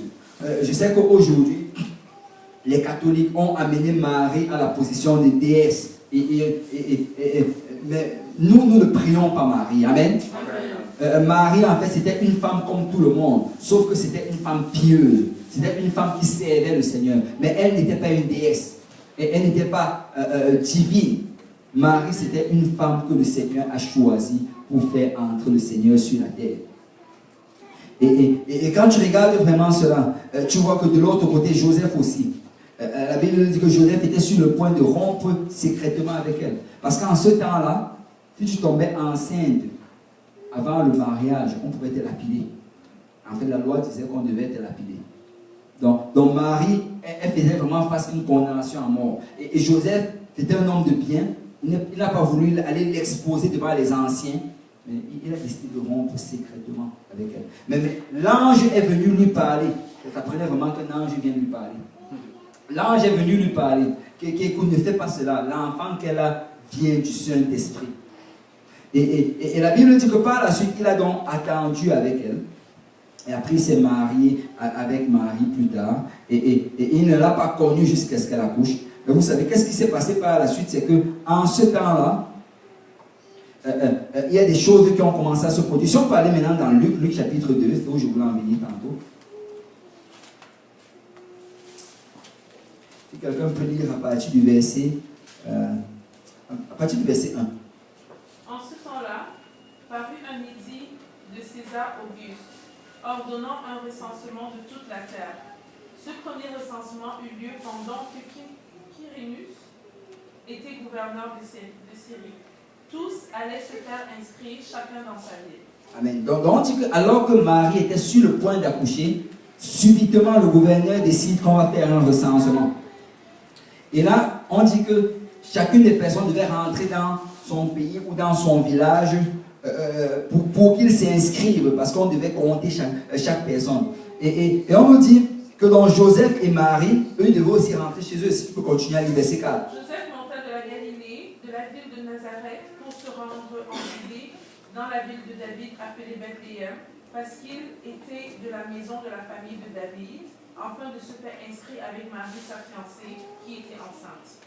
Pendant qu'ils étaient là, le temps où Marie devait accoucher arriva, et elle enfanta son fils premier-né. Elle la maillota et le coucha dans une crèche parce qu'il n'y avait pas de place pour eux dans l'hôtellerie. Amen. Et ici, tu vois comment, alors qu'ils étaient en train de partir là-bas, ils arrivent et ils essaient de chercher un hôtel parce que sa femme était enceinte. Et là, ils ne trouvent même pas de place dans l'hôtellerie. Après un long voyage, et vous savez, en ce temps-là, ils n'avaient pas le train, ou bien ils n'avaient pas des voitures. En ce temps-là, il n'y avait pas encore l'avion. Donc les voyages, c'était sur le dos des ânes. Et imaginez cela, une femme qui est dans son dernier mois, qui va accoucher d'un moment à l'autre. Elle est assise sur le dos d'un âne en train de faire de longues distances. Marie ne l'a pas eu facile. Vous savez, souvent, je crois que j'avais déjà dit cela, que Marie n'a pas eu un très bon Noël. Le Noël de Marie n'était pas très très joyeux. Et on nous dit ici que quand ils arrivent là-bas, il n'y a même pas de lieu où ils pouvaient rester alors qu'elle devait accoucher. Et finalement, quelqu'un leur a donné son étable. Et là, ils sont rentrés dans l'étable. Et vous savez, l'étable, ça ne ressemble pas à la belle chose qu'on met souvent dans les églises le temps de Noël. Vous voyez souvent le beau truc orné qui sent bon. Non, l'étable, ce n'est pas comme ça. L'étable, ça sentait mal. Ça sentait les excréments des animaux, avec le bruit des bêlements des animaux. Ce n'était pas un endroit où quelqu'un voudrait passer la nuit, mais c'est là que le Seigneur a décidé de naître. Et autre chose, même ici encore, vous savez, souvent dans cette image-là qu'on nous montre, souvent de l'étable, on voit le Seigneur Jésus avec Marie et Joseph qui sont ensemble dans l'étable, et on voit des jolis petits agneaux à gauche et à droite. Et on voit par la suite, juste à côté, comme dans cette image ici, on voit les bergers qui sont là à côté. Et là, on voit aussi les mages qui offrent les cadeaux. En fait, ce n'était pas comme ça. Parce que quand tu regardes, les bergers, bien sûr, sont venus. Parce que dans le livre de Luc, ici, on nous montre comment les bergers sont venus. Et qui sont venus, ils n'avaient pas de cadeaux. Parce que les bergers étaient pauvres. Donc, ils sont venus, et là, ils ont glorifié le Seigneur parce qu'ils ont vu le Seigneur. Mais en ce qui concerne les mages, ils ne sont même pas venus le même jour.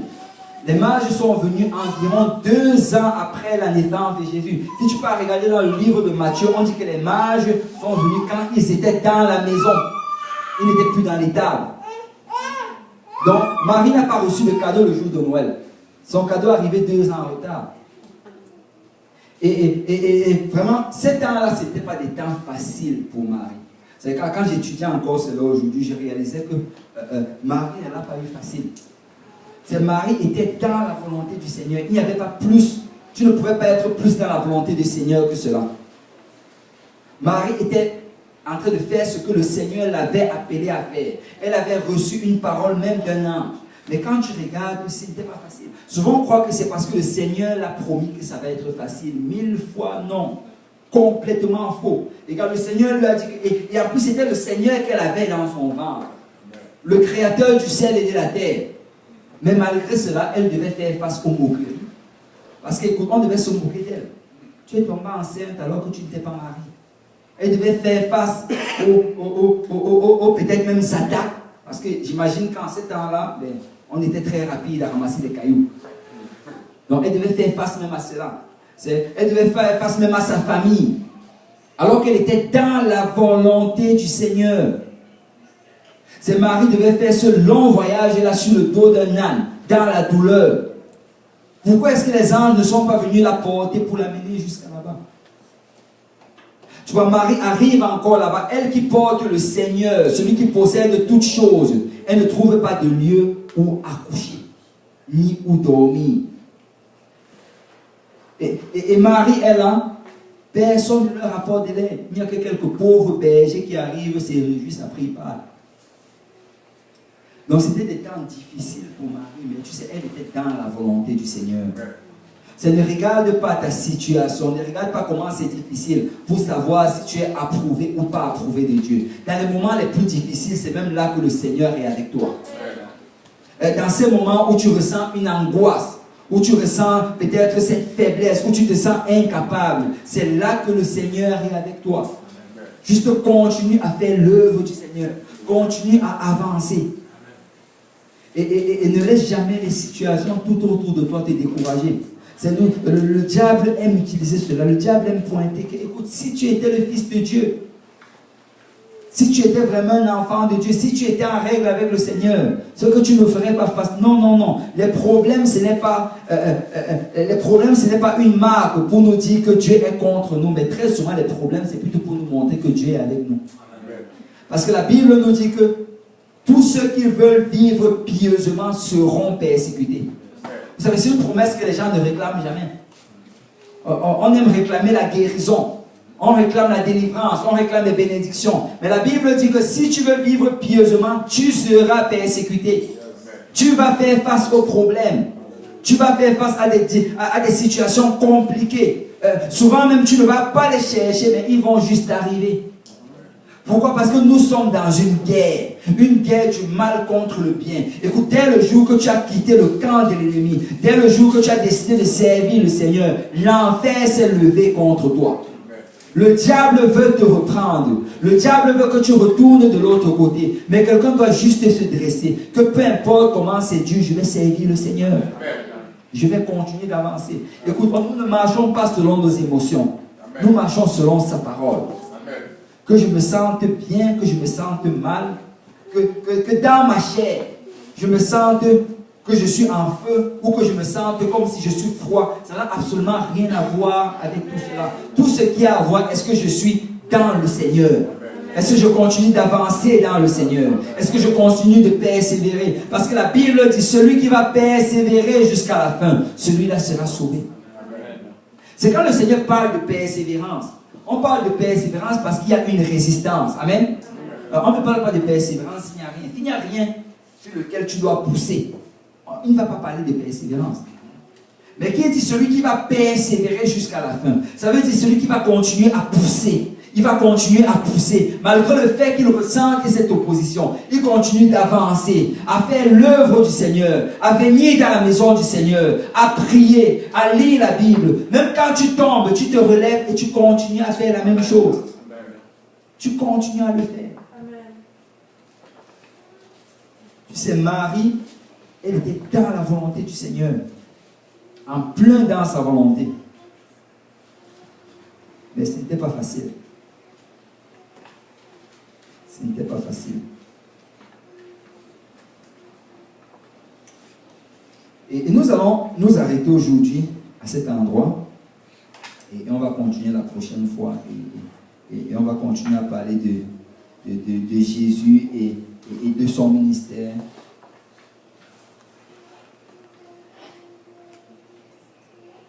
Et je me tiens, je ne sais pas, mais je refais juste de lire ceci.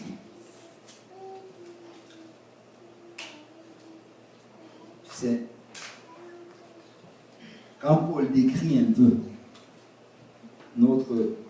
notre marche avec le Seigneur, en fait, il le décrit en faisant référence à sa propre marche. C'est dans 2 Corinthiens chapitre 4, verset 7. Paul dit, nous portons ce trésor dans des vases de terre, afin que cette grande puissance soit attribuée à Dieu et non pas à nous. Il dit, nous sommes pressés de toute manière, mais non réduits à l'extrémité. C'est quand il parle de pressé de toute manière, c'est comme quelqu'un qui se trouve au milieu d'une foule. Il y a toute une foule autour de toi. Et que cette foule est en mouvement. Et tu ressens vraiment la pression de la foule. Et c'est une pression constante. Et ça vient de tous les côtés. Mais tu sais, alors que tu ressens cette pression intense et constante, tu réalises une chose malgré cela, que je ne suis pas réduit à l'extrémité. Même s'il y a beaucoup de pression, je réalise qu'il y a encore de la place.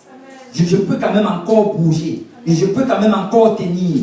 Je ne suis pas pressé de telle manière à ce que je ne peux plus faire le moindre mouvement. Non, j'ai de l'espace pour un peu bouger. Et c'est ça que Paul dit par la suite. Et quand tu regardes, il dit dans la détresse, mais non dans le désespoir. Ce qui parle de détresse, c'est quelqu'un, en fait, quand on parle de détresse, quelqu'un qui a besoin du secours. Et souvent tu vas ressentir cela, tu auras, j'ai vraiment besoin de secours, j'ai besoin de l'aide, je ne peux pas y arriver, j'ai besoin d'une certaine aide quelconque. Combien de temps vais-je durer dans cette situation? Mais tu sais, malgré le fait que tu réalises que tu as besoin de l'aide, tu n'es jamais dans le désespoir. Tu sais qu'à n'importe quel moment, même si je suis attaqué de gauche, de droite, de devant, de derrière, mon Rédempteur peut venir du haut. Parce que la Bible dit, je lève mes yeux vers la montagne, d'où me viendra le secours. Le secours me vient de l'Éternel qui a fait les cieux et la terre. Nous avons peut-être ressenti la détresse, mais nous n'allons jamais être désespérés. Un enfant de Dieu n'est jamais désespéré. Parce qu'il sait que le Seigneur peut agir en un instant. Le Seigneur peut le délivrer en un instant. Le Seigneur peut étendre sa main, le tirer hors de la fosse et le mettre sur un rocher solide. Jamais dans le désespoir. Il dit, persécuté, mais non abandonné. C'est persécuté, c'est vraiment comme poursuivi. Tu ressens comme si tu es poursuivi par quelque chose. Comme si il y a tellement de choses qui en veulent à ta vie, qui en veulent à ton corps, à ton âme, à ton esprit. Mais tu sais, au milieu de cela, tu sais que tu n'es pas abandonné. Parce qu'il a promis qu'il ne va jamais t'abandonner. Il ne va jamais te délaisser. Et persécuté, mais non abandonné. Il dit abattu, mais non perdu. Abattu. C'est souvent que tu vas te ressentir comme abattu. Mais tu sais quoi, tu n'es jamais perdu. Jésus sait exactement où tu te trouves. Jésus a un plan pour ta vie. Jésus a choisi un moment précis dans lequel il va exaucer ta prière. Cette prière n'est pas morte. Cette prière n'a pas disparu dans le néant. Il y a un temps précis. La Bible dit, au jour du salut, j'étais exaucé. Amen.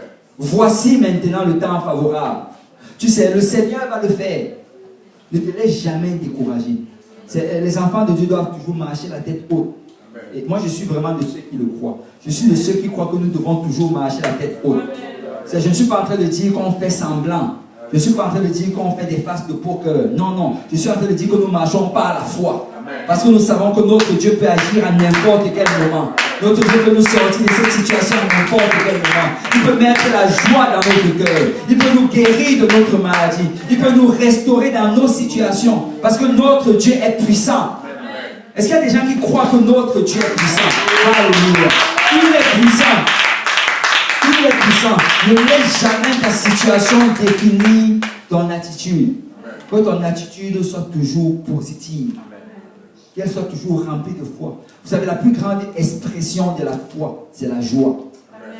Quand quelqu'un est toujours joyeux, quand le diable le regarde, il est choqué. Il dit qu'il y a quelque chose qui ne marche pas.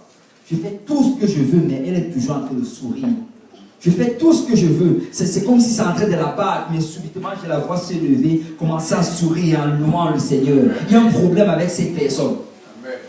Et nous devons être ceux-là qui avons toujours la bonne attitude. Parce que notre Dieu est puissant. Amen. Amen. Alors, si on peut battre les mains pour le Seigneur. Alléluia. Béni sois-tu, Seigneur. Béni sois-tu, Seigneur. Alléluia, alléluia, alléluia. Alléluia. Alléluia. Alléluia. Et nous avons fini pour aujourd'hui. Et si vous êtes ici et que vous n'avez pas encore obéi à l'évangile, mais vous ne vous êtes pas encore repenti de vos péchés, été baptisé au nom de Jésus pour le pardon de vos péchés, et vous n'avez pas encore reçu le don du Saint-Esprit, vous pouvez le recevoir aujourd'hui. Et nous pouvons prier pour vous. Ou bien si vous voulez être baptisé, nous pouvons aller, nous avons des vêtements de rechange et un baptistère, et on va vous baptiser afin que vous receviez le précieux nom de Jésus. Alléluia. Et avant de passer aux questions, on va faire comme on le fait. On va se lever, on va prier, et après cela, on pourra s'asseoir et partager le repas, et en même temps, vous pourriez poser des questions si vous en avez. Alléluia. Seigneur Dieu Tout-Puissant, Père, nous te louons et nous te rendons grâce. Merci Seigneur pour ta présence parmi nous. Merci Seigneur parce que tu es présent, Papa, dans nos vies, que tu nous gardes et tu nous guides, Papa, et que tes mains sont continuellement sur nous. Oh, merci Seigneur. Père, il n'y a point de Dieu comme toi, Seigneur, sur la face de toute la terre. Tu es l'unique, Papa, tu es le seul et tu es le véritable, Père. Oh Seigneur, nous prions, Seigneur, aujourd'hui, alors, Papa, que nous nous avançons vers toi, Père.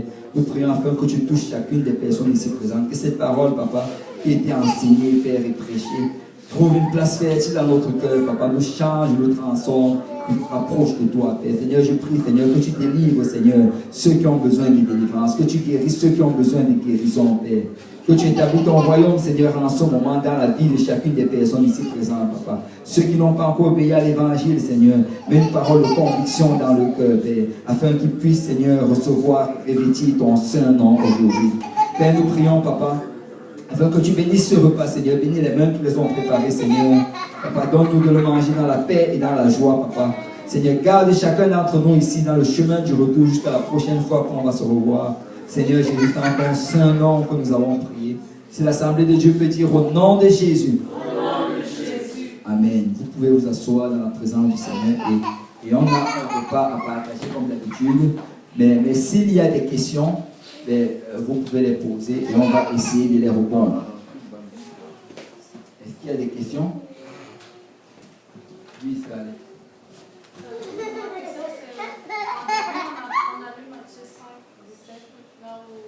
Ça disait que le Seigneur n'est pas venu pour abolir les lois de Moïse, mais pour les accomplir. Cette semaine, je me questionnais un peu par rapport à la circoncision.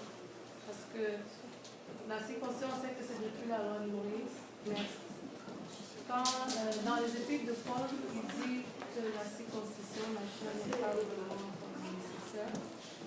Et je me demandais comme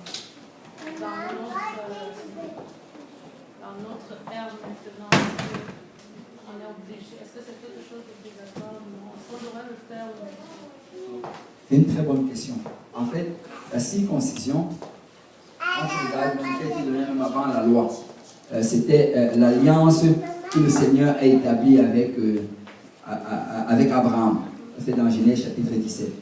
Et il avait dit à Abraham que ceux de tes enfants, que tous ceux qui sont avec toi, tous les garçons, le 8e jour, ils doivent être circoncis. C'est ça mon alliance avec toi. Et ceux qui vont être circoncis vont m'appartenir. Et par la suite, il a reformulé cela avec la loi de Moïse. Et tout juif, en fait, devait être circoncis le 8e jour. Mais ça, c'était vraiment dans la loi de l'Ancien Testament.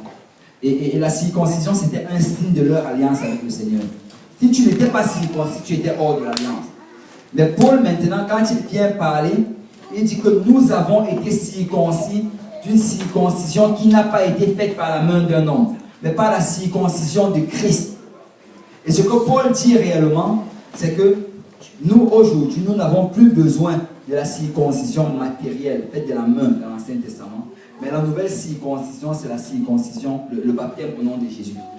La Bible dit que vous avez été circoncis d'une circoncision, je crois que c'est dans le livre de 2 Colossiens 6, verset 11. C'est Colossiens 8, c'est Colossiens 2, verset 11. Colossiens 2, 11.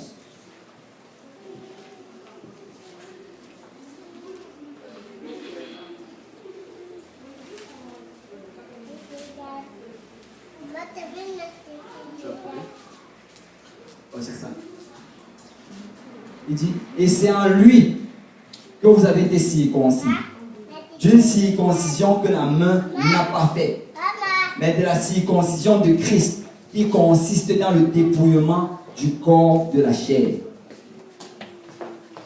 Et Paul, en fait, est en train de leur dire ici que la nouvelle circoncision, c'est le baptême au nom de Jésus. Et dans l'Ancien Testament, en fait, la circoncision, c'était par là que tu entrais dans l'alliance avec le Seigneur. Mais dans le Nouveau Testament, ben, c'est pas notre circoncision qui est le baptême. Et en ce qui concerne la question de savoir est-ce que c'est encore nécessaire d'être circoncis aujourd'hui, la réponse c'est non, ce n'est pas nécessaire. Mais la seule raison pourquoi les gens se circoncient encore aujourd'hui, c'est tout simplement pour des raisons hygiéniques. C'est juste pour... Mais si quelqu'un veut, il ne circoncis pas son enfant. Mais c'est juste que d'autres le font pour des raisons hygiéniques. Mais ce n'est plus un signe de l'alliance. Prochain verset. Ayant été ensevelis avec lui par le baptême, vous êtes aussi ressuscités en lui et avec lui par la foi en la puissance de Dieu qui a resté les morts. Tu vois, il dit ici que la nouvelle circoncision, c'est ayant été enseveli avec lui par le baptême. Donc, et si tu regardes, même quand tu lis le livre des Actes, tu réalises que c'était un gros problème dans l'église primitive. Parce que les endroits où Paul est allé établir ses églises, il y avait des gens qu'on appelle les judaïsants, qui venaient après qu'ils soient passés, ils venaient enseigner à ces gens-là que pour être en Christ, ça prenait aussi d'obéir d'abord à toutes les lois de l'Ancien Testament. Il demandait aux gens de se circoncis, d'être circoncis. Mais Paul, vraiment, il a adressé cela dans beaucoup de lettres. Il leur disait que non, vous n'avez pas besoin d'être circoncis. Et c'est même pour ça qu'il y a eu un concile, le concile de Jérusalem. Ils sont réunis là-bas et à la fin, Jacques s'est levé et comme discours de fin, il a déclaré qu'on ne doit pas demander aux gens d'être circoncis. Et il a cité juste quelque chose qui devait être fait. Mais la circoncision, en fait, c'était juste un signe pour l'ancienne alliance. Ce n'est pas pour la nouvelle alliance. Notre circoncision, c'est le baptême au nom de Jésus. Amen. Est-ce qu'il y a d'autres questions? Plus de questions? C'est bien compris. Alléluia. Gloire au Seigneur. Super. Nous allons continuer la prochaine fois avec le Nouveau Testament. Et on va parler du ministère du Seigneur Jésus-Christ.